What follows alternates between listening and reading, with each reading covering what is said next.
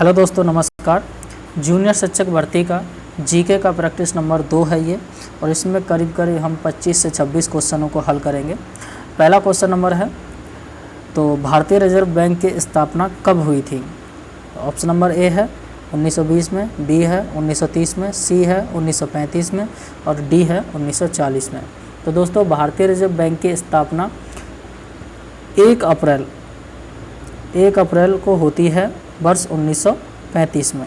वर्ष 1935 में इसकी स्थापना होती है, और इसके लिए एक अधिनियम आता है, एक एक्ट आता है जिसे reserve bank of India act कहते हैं। वो आया था 1934 में आता है, और उसी के आधार पर क्या है, इस बैंक की स्थापना की जाती है। उस समय ये जो रिजर्व बैंक ऑफ इंडिया था, ये एक निजी बैंक था या फिर निजी क्षेत्रीय बैंक था, और इसका मुख्यालय अभी फ़िलहाल में मुंबई में स्थित है। और इसके जो वर्तमान के जो गवर्नर हैं, जिनका नाम है शक्तिकांत दास, ठीक है। और भारतीय रिजर्व बैंक का राष्ट्रीयकरण हुआ था 1 जनवरी 1949 को। इसको भी आपको ध्यान में रखना है। तो चलिए दोस्तों, दूसरे क्वेश्चन पर चलते हैं। क्वेश्चन नंबर 2 है, 1 रुपये के भारतीय नोट पर किसके हस्ताक्षर होते हैं? ऑप्शन नंबर ए है गवर्नर, जो कि भारतीय रिजर्व बैंक का गवर्नर होता है, उसके, वित्त मंत्रालय के सचिव के, या वित्त मंत्री के, या इनमें से किसी के नहीं। तो दोस्तों, जो 1 रुपये का नोट होता है, सो भारतीय नोट पर वित्त मंत्रालय के सचिव के हस्ताक्षर होते हैं। लेकिन 2 रुपये से लेकर 2000 तक के नोट के ऊपर क्या है, आरबीआई के गवर्नर के हस्ताक्षर होते हैं। लेकिन जो 1 रुपये का नोट जो होता है, अब 1 रुपये के नोट का क्या है, मुद्रण समाप्त कर दिया गया है, ठीक है। 1 रुपये के नोट का क्या है, अब मुद्रण नहीं होता है। लेकिन इस पर जो हस्ताक्षर होते थे वो किसके होते थे? वो वित्त मंत्रालय के सचिव के हस्ताक्षर होते थे। लेकिन 2 रुपये से लेकर 2000 रुपये तक के नोटों पर भारतीय रिजर्व बैंक के गवर्नर के हस्ताक्षर किए जाते हैं। अगला क्वेश्चन है, सौजे वतन पुस्तक के लेखक कौन है? ऑप्शन नंबर ए है Mahadevi Verma, option number B है प्रेमचंद, ऑप्शन नंबर सी है Sumitra Nandan Pant, option number D है सूर्यकांत त्रिपाठी निराला। तो दोस्तों, जो इसका आंसर होगा दोस्तों प्रेमचंद। और प्रेमचंद ने ही क्या है, सौजे वतन पुस्तक लिखी है। और इनके और भी बहुत सारी कृतियाँ हैं, जैसे प्रेमाश्रम है, ठीक है, कफन है, गोदान है, गबन है, ठीक है, फूस की रात है। ये सभी क्या हैं, इनकी क्या है, रचनाएं हैं। साथ ही महादेवी वर्मा की अगर रचनाएं पूछ ली जाएं तो रश्मि, नीरजा, निहार, ठीक है, ये सभी क्या महादेवी वर्मा की क्या है, कृतियां हैं। तो इसका ऑप्शन नंबर बी इसका आंसर हो जाएगा। अगले क्वेश्चन पर चलते हैं। क्वेश्चन नंबर 4 है, किस राजवंश ने उत्तर भारत पर शासन नहीं किया था? तो इसमें नहीं पूछा है कि कौन सा जो राजवंश है जिसने उत्तर भारत पर शासन नहीं किया था। तो ऑप्शन नंबर ए है चालुक्य, बी है राजपूत, सी है गुप्त और डी है मौर्य। तो दोस्तों, जो चालुक्य जो वंश था, ये क्या है, एक दक्षिण भारत का क्या है, राजवंश है। और चालुक्य भी 3 प्रकार के, यानी कि 3 भागों में विभाजित थे, जिसमें एक थे बैंगी के चालुक्य, दूसरे थे बातापी के चालुक्य, या फिर इनको ही हम बादामी के चालुक्य भी कहते हैं, बातापी के चालुक्य या बादामी के चालुक्य कह लो। और तीसरे थे कल्याणी के चालुक्य, ठीक है। और इन्होंने जहाँ जहाँ अपनी राजधानी बनाई, वहीं से इनके क्या है, नाम रख दिए गए। तो इसका आंसर हो जाएगा ऑप्शन नंबर ए। अगला क्वेश्चन है, हल्दी घाटी का युद्ध किस वर्ष में हुआ था? तो ऑप्शन नंबर ए है 1976 ईस्वी, ऑप्शन नंबर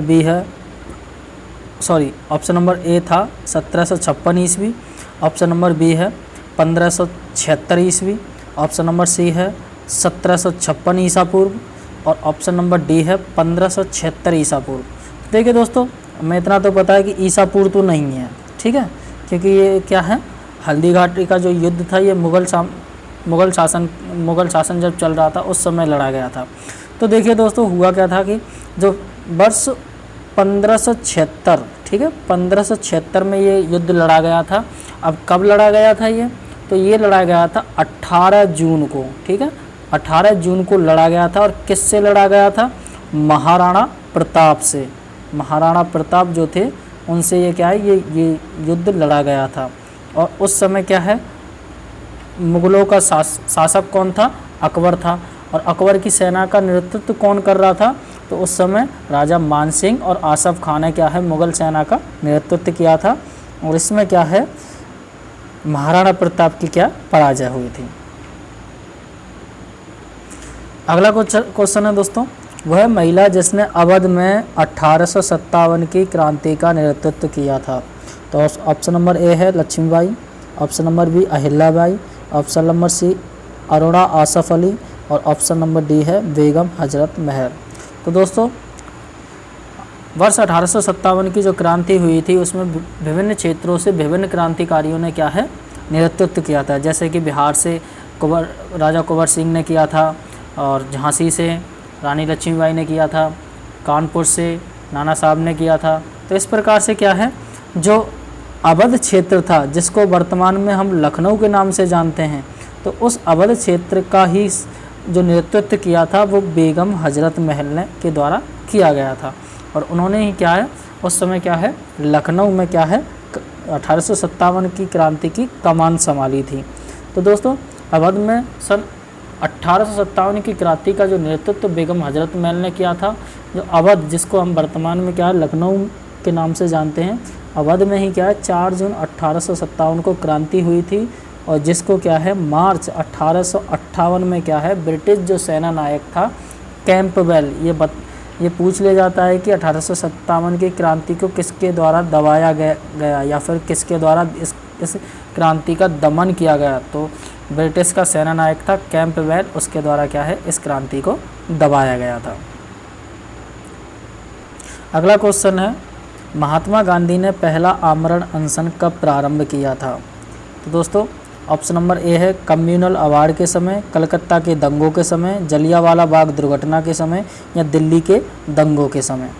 तो दोस्तों इसमें होता क्या है कि महात्मा गांधी ने दलितों के लिए जो पृथक निर्वाचन मंडल प्रदान करने वाले कम्युनल अवार्ड का विरोध करने के लिए क्या 20 सितंबर 1932 को क्या है यरवदा जेल में क्या है आमरण अनशन प्रारंभ कर दिया था। ठीक है, तो कम्युनल जो अवार्ड के समय क्या है इसी के विरोध में क्या है इन्होंने आमरण अनशन शुरू कर दिया था। और आपको याद होगा सन 1932 में ही और इसी जेल के अंदर यानी कि यरवदा जेल के अंदर पूना पैक्ट समझौता हुआ था। ठीक है, पूना पैक्ट बोलते हैं जिसको। ठीक है, और ये किसके बीच में हुआ था, डॉक्टर B.R. अम्बेडकर। ठीक है, डॉक्टर B.R. अम्बेडकर और किसके बीच में हुआ था, ये गांधी के बीच में हुआ था। ठीक है,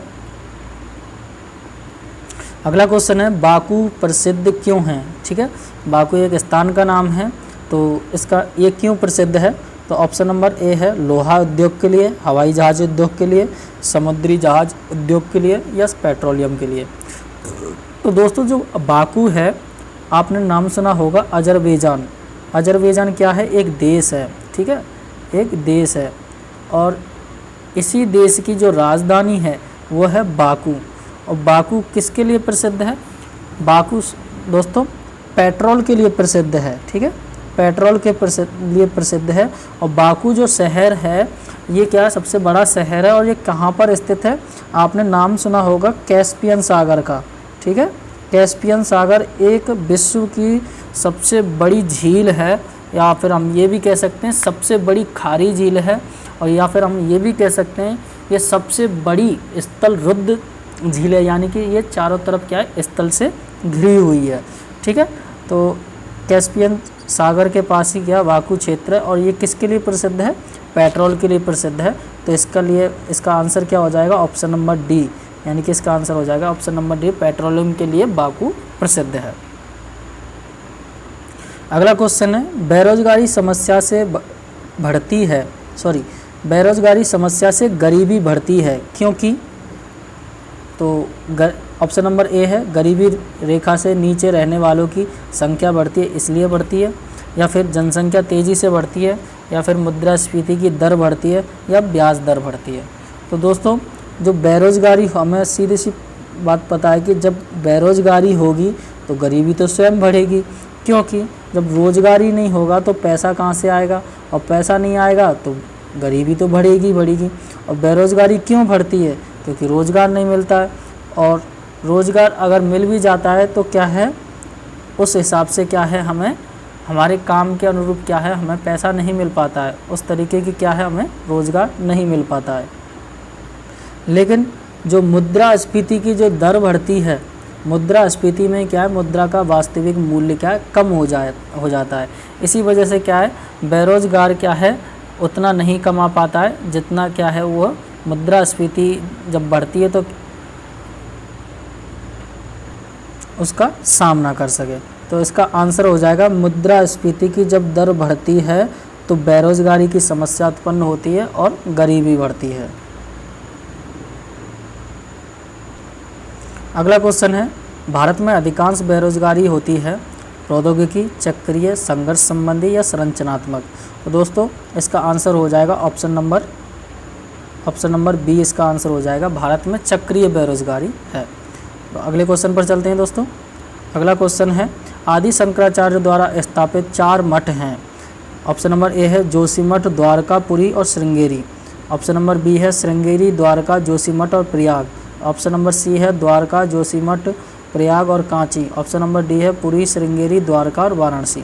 तो दोस्तों इसका आंसर हो जाएगा ऑप्शन नंबर ए, जोशीमठ, द्वारका, पुरी और श्रृंगेरी। ये 4 मठों की स्थापना आदि शंकराचार्य द्वारा की गई थी। तो अगले क्वेश्चन पर चलते हैं दोस्तों। अगला क्वेश्चन है, संयुक्त राष्ट्र मानव विकास सूचकांक किसके द्वारा विकसित किया गया। ऑप्शन नंबर ए है महबूब ul Haq. Option number B है Jagdish Bhagwati. Option number C है Joseph Stiglitz. Option number D है अमर्त्य सेन।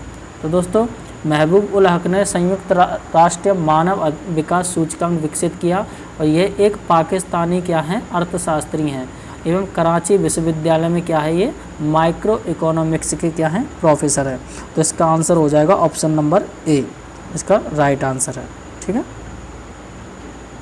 अगले क्वेश्चन पर चलते हैं दोस्तों। अगला क्वेश्चन है, भारत में राष्ट्रीय आय के प्राक्कलन तैयार किए जाते हैं, तो ये किसके द्वारा तैयार किए जाते हैं।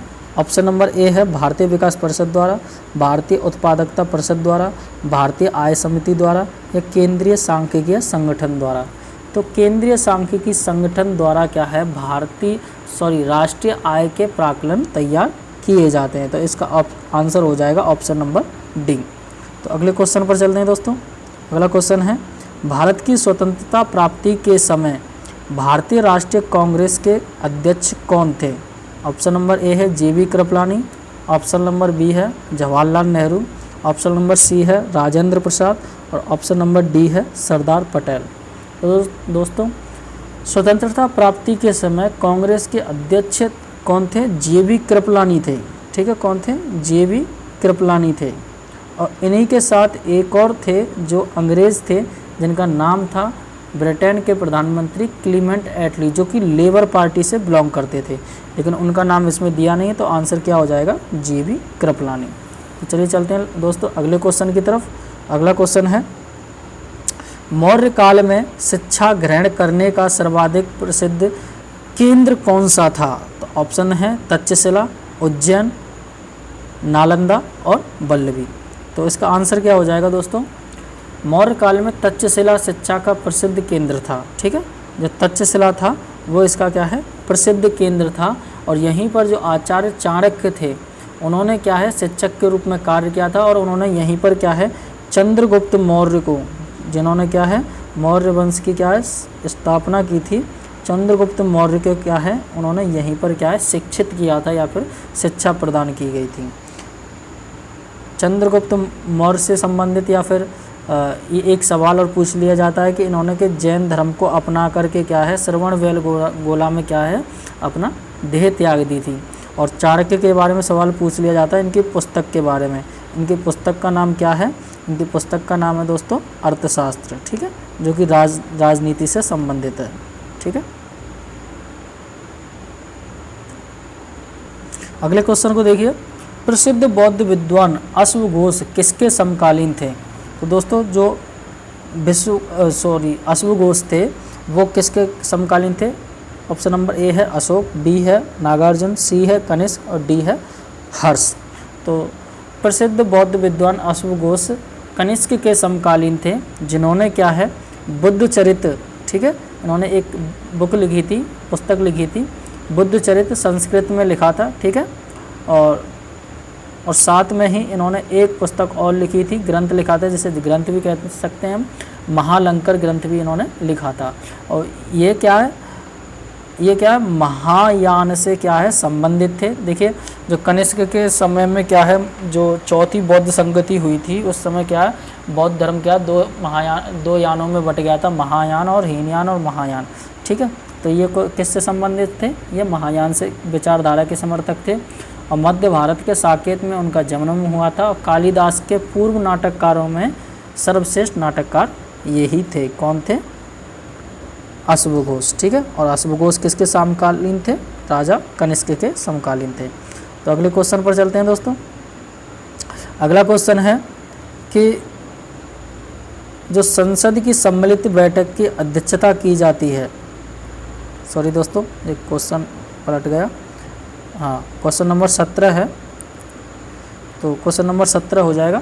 निम्नलिखित में से किस स्थान पर मानव के साथ कुत्ते को दफनाए जाने के क्या है साक्ष्य मिले हैं? तो ऑप्शन नंबर ए है बुर्जहोम, ऑप्शन नंबर बी है कोल्डी हवा, ऑप्शन नंबर सी है चौपानी और ऑप्शन नंबर डी है मांडो। तो दोस्तों जो ऑप्शन नंबर ए है बुर्जहोम, जो कि कश्मीर में स्थित है, यहीं पर क्या है दोस्तों, बुर्जहोम कश्मीर में खोजा गया। और प्रथम पाषाणिक ये क्या है स्थल है, जो डल झील और जबरवान पहाड़ी के बीच स्थित करेवा पर स्थित है। और यहाँ पर स्टोन एज से आरंभिक ऐतिहासिक काल का क्या है प्रवास मिला है। इसी स्थान पर क्या है, मानव के साथ कौन मिला है, कुत्ता मिला है। ठीक है, यानी कि कुत्ते को साथ में दफनाया जाता था। बुर्जहोम से इसके साक्ष्य प्राप्त हुए हैं। दोस्तों अगले क्वेश्चन पर चलते हैं। अगला क्वेश्चन है, एलिफेंटा की जो प्रसिद्ध गुफा मंदिरों का संबंध कौन से राजवंश से है? ऑप्शन नंबर ए है चालुक्यों से, ऑप्शन नंबर बी है चोलों से और ऑप्शन नंबर सी है पल्लवों से और डी है राष्ट्रकूटों से। तो एलिफेंटा की जो गुफाएं हैं भारत में मुंबई से 12 किलोमीटर दूर हैं और यहाँ पर क्या है 7 गुफाएं हैं। और मुख्य गुफा में क्या है 26 स्तंभ बनाए गए हैं। ठीक है, 26 स्तंभ हैं और जिसमें क्या है शिव को कई रूपों में क्या है उकेरा गया है, यानी कि उनको दिखाया गया है। और इन गुफाओं का निर्माण किसने किया था, राष्ट्रकूटों ने किया था। ठीक है, राष्ट्रकूट शासकों के द्वारा किया गया था। और इसमें जो शिव की त्रिमूर्ति है, यानी कि त्रिमूर्ति एक मूर्ति है, त्रिमूर्ति नुमा भगवान शिव की मूर्ति है, वो अत्यंत ही क्या है प्रसिद्ध है। तो इसका आंसर हो जाएगा ऑप्शन नंबर डी। तो दोस्तों चलिए चलते हैं अगले क्वेश्चन की तरफ। अगला क्वेश्चन है,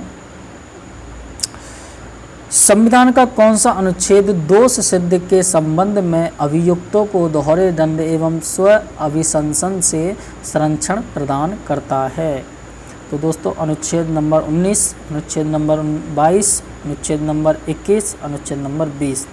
तो दोस्तों जो संविधान का अनुच्छेद नंबर 20 है वो स्वतंत्रता के अधिकार के अंतर्गत दोष सिद्ध के संबंध में अभियुक्तों को दोहरे दंड एवं स्व अभिशंसन से संरक्षण प्रदान करता है। तो इसका आंसर हो जाएगा ऑप्शन नंबर 20, सॉरी अनुच्छेद नंबर 20 और ऑप्शन नंबर डी। तो अगले क्वेश्चन पर चलते हैं दोस्तों। अगला क्वेश्चन है, क्वेश्चन नंबर 20 है, भारतीयों के विरोध के कारण क्या बंगाल को फिर से कब एकीकृत किया गया था? तो दोस्तों आपको पता है कि 1905 में लॉर्ड कर्जन के द्वारा बंगाल का विभाजन कर दिया गया था, जिसको हम बंग भंग भी बोलते हैं। ठीक है, बंग भंग बोलते हैं।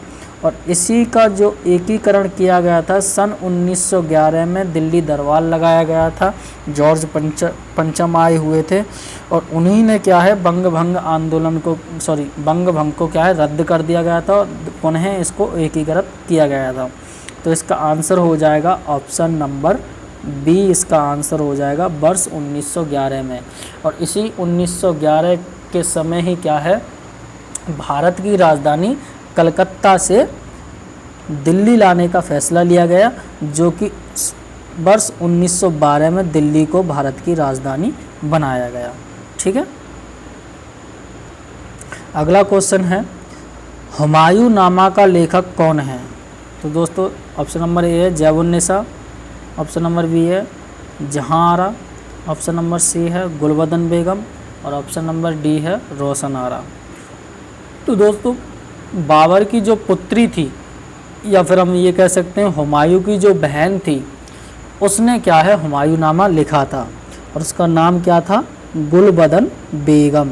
तो इन्होंने ही क्या है हुमायूंनामा ग्रंथ की रचना की थी। तो दोस्तों अगला क्वेश्चन है, अगले क्वेश्चन पर चलते हैं। Question number 22, servants of India society के संस्थापक कौन थे? ऑप्शन नंबर ए है मदन मोहन मालवीय, सरोजिनी नायडू, जस्टिस रानाडे या गोपाल कृष्ण गोखले। तो दोस्तों इसका आंसर क्या हो जाएगा, इसका आंसर हो जाएगा दोस्तों गोपाल कृष्ण गोखले। और गोपाल कृष्ण गोखले ही गांधी जी के गुरु थे। गोपाल कृष्ण गोखले ने सर्वेंट्स ऑफ इंडिया सोसाइटी की स्थापना पुणे महाराष्ट्र में की थी और सोसाइटी ने शिक्षा, स्वास्थ्य, सफाई और सामाजिक बुराई के क्षेत्रों में क्या है कार्य किया था। तो इसका आंसर हो जाएगा ऑप्शन नंबर डी। चलिए चलते हैं अगले क्वेश्चन पर। और अगला क्वेश्चन है, ब्रिटिश ईस्ट इंडिया कंपनी ने बम्बई किससे लिया था? तो दोस्तों ऑप्शन नंबर ए है डचों से, फ्रांसीसियों से और डेनिशों से या फिर पुर्तगालियों से। ठीक है, तो ये 4 ऑप्शन दिए गए हैं। तो दोस्तों होता क्या है, होता ये है कि तो वर्ष 1668 में, वर्ष 1668 में सॉरी वर्ष 1668 में इंग्लैंड का जो सम्राट था, इंग्लैंड का जो सम्राट था जिसका नाम था चार्ल्स द्वितीय, चार्ल्स द्वितीय की शादी कर दी जाती है पुर्तगाल की जो राजकुमारी थी कैथरीन के साथ। और कैथरीन से जब शादी हो जाती है तो पुर्तगाल जो होता है वो बम्बई को क्या है दहेज में दे देता है चार्ल्स द्वितीय को। और जो चार्ल्स द्वितीय होता है वो उसे लीज पर दे देता है ब्रिटिश ईस्ट इंडिया कंपनी को, वार्षिक 10 पाउंड वार्षिक किराए की दर से ईस्ट इंडिया कंपनी को दे दिया जाता है। तो अब हमें आंसर का पता चल गया। इसका आंसर क्या हो जाएगा, जो ब्रिटिश ईस्ट इंडिया कंपनी ने बम्बई किससे लिया था, ये लिया था दोस्तों पुर्तगालों से ये लिया था। तो इसका आंसर हो जाएगा ऑप्शन नंबर डी। ठीक है, तो चलिए दोस्तों चलते हैं अगले क्वेश्चन पर। क्वेश्चन नंबर 24 है, संसद की सम्मिलित बैठक की अध्यक्षता की जाती है। ऑप्शन नंबर ए है राज्यसभा के अध्यक्ष द्वारा, ऑप्शन नंबर बी है प्रधानमंत्री द्वारा, ऑप्शन नंबर सी है लोकसभा के स्पीकर द्वारा, ऑप्शन नंबर डी है राज्यसभा के विपक्ष के नेता के द्वारा। तो दोस्तों जो संसद के जो संयुक्त अधिवेशन होता है वो किसके द्वारा बुलाया जाता है, आपको पता होगा, वो राष्ट्रपति के द्वारा बुलाया जाता है। ठीक है, राष्ट्रपति के द्वारा बुलाया जाता है। और इसकी अध्यक्षता कौन करता है, इसकी अध्यक्षता दोस्तों करता है जो लोकसभा का स्पीकर होता है वो करता है। और यदि लोकसभा का स्पीकर या फिर हम ये कह सकते हैं लोकसभा का जो अध्यक्ष होता है अगर वो अनुपस्थित है तो उसकी गैर हाजिरी में कौन होगा, लोकसभा का उपाध्यक्ष करेगा। अगर ये भी क्या है, ये भी हमारा क्या है अनुपस्थित है तो कौन करेगा, राज्यसभा का उपसभापति करता है। ठीक है, तीसरे नंबर पर कौन करता है, राज्यसभा का उपसभापति इसकी अध्यक्षता करता है। अगर ये भी अगर अनुपस्थित है तो राष्ट्रपति के द्वारा एक व्यक्ति चुना जाएगा लोकसभा में से जो कि सबसे वरिष्ठतम नेता होगा, वो इस संयुक्त अधिवेशन की क्या है अध्यक्षता करता है। तो दोस्तों इसका आंसर हो जाएगा ऑप्शन नंबर सी। अगला क्वेश्चन है, वर्ष 1838 ईस्वी में स्थापित भारत का प्रथम राजनीतिक संगठन था। तो दोस्तों इसका आंसर दीजिए। ऑप्शन नंबर ए है British India society, option number B है Bangla British India society, option number C है settlers association, option number D है जमींदारी एसोसिएशन।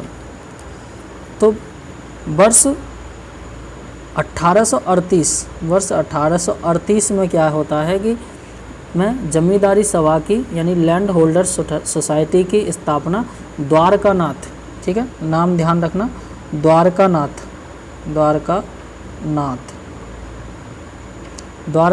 टैगोर के द्वारा क्या है, किसकी स्थापना की जाती है, लैंड होल्डर सोसाइटी यानी कि जमींदारी सभा की स्थापना की जाती है। यह प्रथम राजनीतिक संस्था थी जिसका उद्देश्य जमींदारों के हितों का संरक्षण करना था। ठीक है। तो इसका आंसर क्या हो जाएगा, ये जमींदारों से रिलेटिव थी, तो इसका ऑप्शन नंबर डी इसका सही आंसर हो जाएगा। ठीक है, अगले क्वेश्चन पर चलते हैं दोस्तों।